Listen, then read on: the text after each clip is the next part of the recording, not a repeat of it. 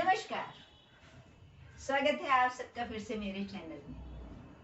भारत में यदि आप किसी को अपना नाम बताएं, सीता, गीता, राम, श्याम, तो वो थोड़ी देर रुकता है, सोचता है आप आगे अपनी जाति भी बताएं। जाति भारतीय समाज का एक बहुत खास हिस्सा है, यूं कहा जाए सबसे महत्वपूर्ण हिस्सा है तो भी गलत नहीं होगा। जातिवाद या वर्णवाद का पहला उदाहरण हमें मिलता है, या सबसे बड़ा उदाहरण मिलता है, वो है मनु स्मृति से, जो कि महर्षि मनु ने वेदों के समय में लिखी थी। उन्होंने 4 वर्ण बताए थे।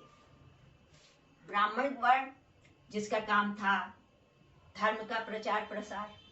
क्षत्रिय वर्ण, जिसका काम था भूमि की रक्षा करना, युद्ध करना। बनिया धर्म, जिसका कार्य था कि वो वित्त और व्यापार से संबंधित काम करेंगे। और शूद्र, जिनका काम था साफ सफाई, गोष्ठ होने जैसे काम करेंगे। इनकी बड़ी आलोचना होती है आज।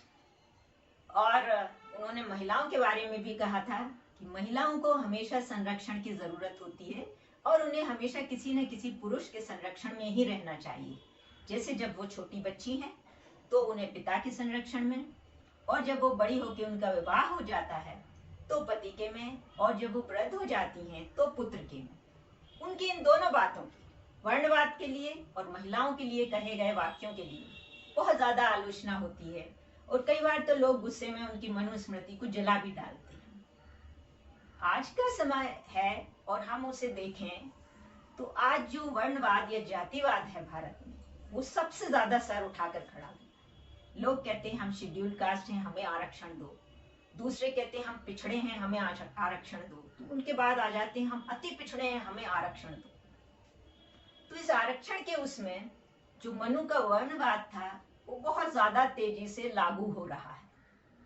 आज हमें वो पिछड़े कहलाने में या दलित कहलाने में कोई भी संकोच नहीं होता है, क्योंकि हमें उससे फायदा मिलता है। इसी तरह महिलाओं की स्थिति देखें तो आज लड़कियां काफी पढ़ रही हैं, हर क्षेत्र में आगे बढ़ रही हैं।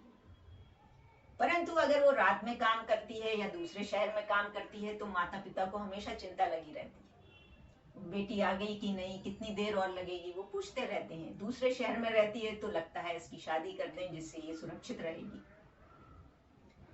तो इस तरह से देखें अगर, तो सत्य को भांपने का एक तरीका है। सत्य 2 तरह से हो सकता है, एक आदर्श सत्य और एक व्यावहारिक सत्य। आदर्श सत्य जो होता है कि जब सब चीज बहुत अच्छी है, उस स्थिति में सत्य जो हम कह रहे हैं कि महिलाएं कभी भी आ जा सकती हैं और जातिवाद कुछ नहीं होता, जाति विहीन समाज ही सबसे अच्छा होता है। परंतु ये आदर्श सत्य कभी भी लागू नहीं हो पाता, क्योंकि समाज की स्थिति, उसकी सोच इसको प्रभावित करती है। तो हमें हमेशा व्यावहारिक सत्य जो हमारे समाज की स्थिति के समय लागू हो सकता है और जिसे हम अपना सकते हैं, उस पर विश्वास करना चाहिए। तो मनु ने जो कुछ कहा वो उनके समय की बात है। वो एक न्यायविद थे, एक समाजशास्त्री थे। उन्होंने अपने समय को देखते हुए एक समाज की स्थिति का वर्णन किया है। हमको उसी समय के अनुसार उनकी किताब को पढ़ना चाहिए और उसी संदर्भ में देखना चाहिए। आज के समय में यदि हम इतने ज्यादा जातिवादी हो गए हैं तो हम बहुत आगे नहीं बढ़ पाए हैं, क्योंकि जातिवाद समाज की प्रगति और समाज की सोच दोनों की राह में रोड़ा अटकाता है।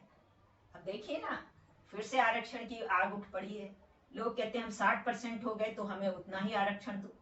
अरे भाई, आप 60% हैं तो वैसे ही देश के सबसे ज्यादा संसाधनों को यूज कर रहे हैं, इस्तेमाल कर रहे हैं, दूसरों के लिए कुछ छोड़ेंगे क्या? तो मेरा मानना है कि किसी की पुस्तक या किसी की बात को हम नाराज हो सकते हैं, बुरा भला कह सकते हैं, परंतु वास्तविकता ये है कि हमें खुद आगे बढ़ने के लिए क्या जरूरी है इसको समझना और उसे देखते हुए आगे बढ़ने की जरूरत है। मुझे लगता है भारत का जातिवाद जैसा कि किसी भी देश में नहीं है विश्व के, ये जातिवाद भारत को बहुत पीछे खींच रहा है और अब हमें इसके बारे में कुछ सोचना जरूरी है।